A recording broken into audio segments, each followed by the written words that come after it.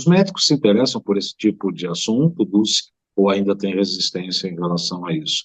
Porque É, recentemente eu fiz uma entrevista, nós estamos falando das terapias quânticas, da biorressonância que a gente aplica no nosso consultório, e a resistência ah, parece que tem aumentado em vez de ter reduzido com a nossa prática. É incrível, né? Parece que o pessoal é mais emburrece do que fica inteligente. tá aí, João. Tá ouvindo ou João, não? Oi, não agora eu tá estou ouvindo. te ouvindo. Então, eu tive médicas no meu curso, na capacitação passada e na retrasada eu tinha médica. É muito, quando ela se interessa, é muito rico. E eu observo que, assim, e elas acrescentam muito com o conhecimento delas. É, parece que o que o médico que diz que eles não têm muito tempo para esse tipo de Prática. intervenção. De Sim. intervenção, né? Mas é importante que eles conhecessem para colocar-se ou as enfermeiras, ou secretárias, ou as Isso, psicólogas, outras pessoas para aplicar.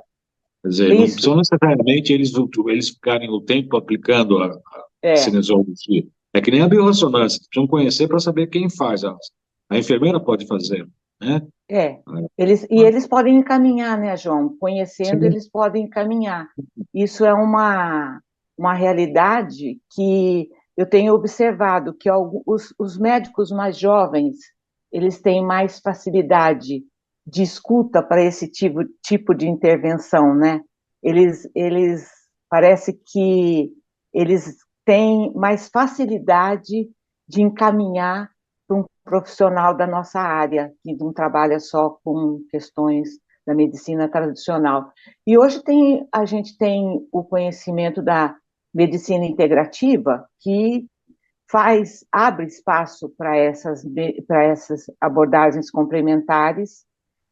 A calatonia não está nessa lista, infelizmente, mas eu fiquei muito feliz quando eu oficialmente capacitei o grupo da área de corpo, lá da hematologia e da oncologia do Einstein, porque elas são profissionais que trabalham diretamente com isso.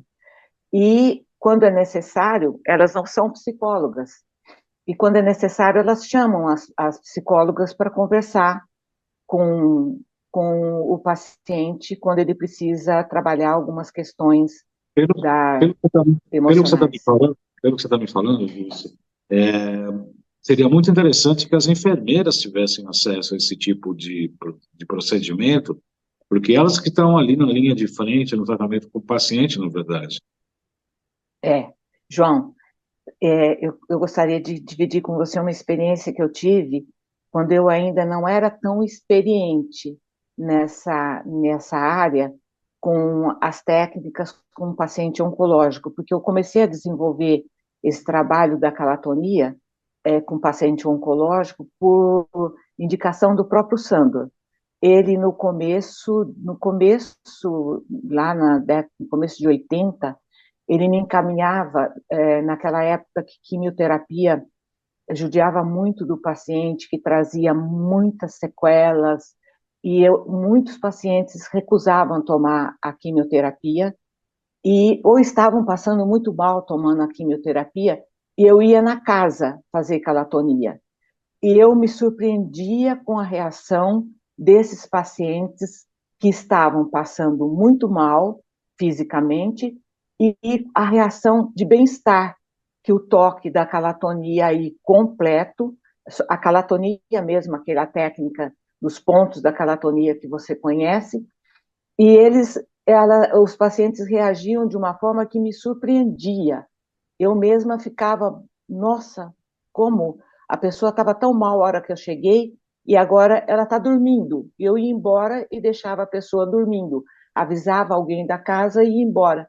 E eu tinha um Fiat naquela época e eu pegava o meu Fiat e ia direto lá na travessa da Cardoso, onde o Sandro morava, e eu falava, professor, aconteceu isso, isso, isso. Ele, ótimo, ótimo. Continue, continue. Faça, depois me conte, Dulce, conte. E essa era uma das falas do Sandro com todos os alunos. Faça, depois me conte.